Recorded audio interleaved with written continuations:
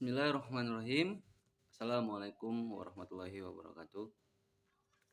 Apa kabar teman-teman semua? Semoga dalam keadaan sehat dan bahagia selalu. Di kesempatan kali ini saya akan membahas mengenai bagaimana cara menyusun target menggunakan prinsip balance scorecard.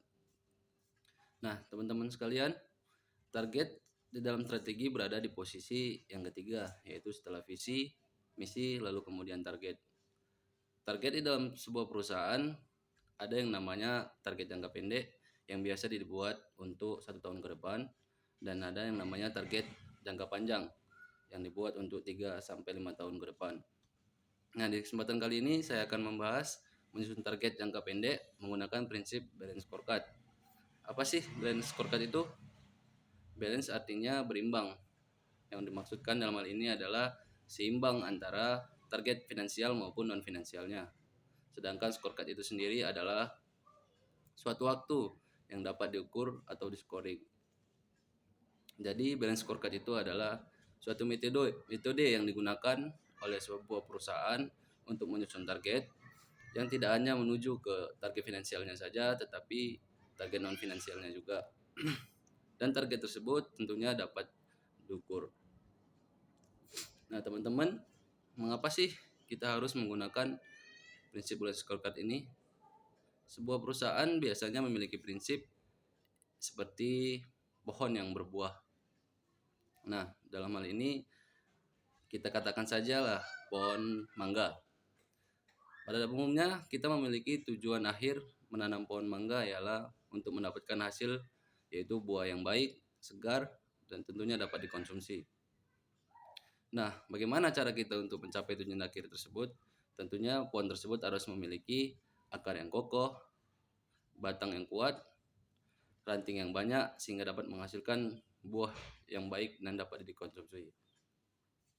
Nah, teman-teman sekalian, di dalam metode scorecard ini, balance scorecard ini, jadi prinsip tersebut mengharuskan perusahaan harus memiliki yang namanya yang pertama akar. Akar di sini diartikan sebagai human capital. Nah, untuk akar yang kokoh tentunya kita harus memberikan nutrisi yang baik ke akar tersebut, yang dalam hal ini dikatakan sebagai kompensasi atau kesejahteraan karyawan kita. Nah, tentunya akar juga harus kokoh dan kuat. Dalam ini yang dimaksud adalah kompetensi dari karyawan kita. Dan akar akan masuk ke dalam atau berakar ke dalam, bertumbuh, berkembang ke dalam sehingga menjadikan akar tersebut kuat dan disebut sebagai budaya dari sebuah perusahaan. Nah, yang kedua adalah batang pohon. Nah, yang kedua ini batang pohon dianalogikan sebagai bisnis internal atau internal bisnis. Di dalam internal bisnis kita harus memiliki kualitas bisnis yang baik.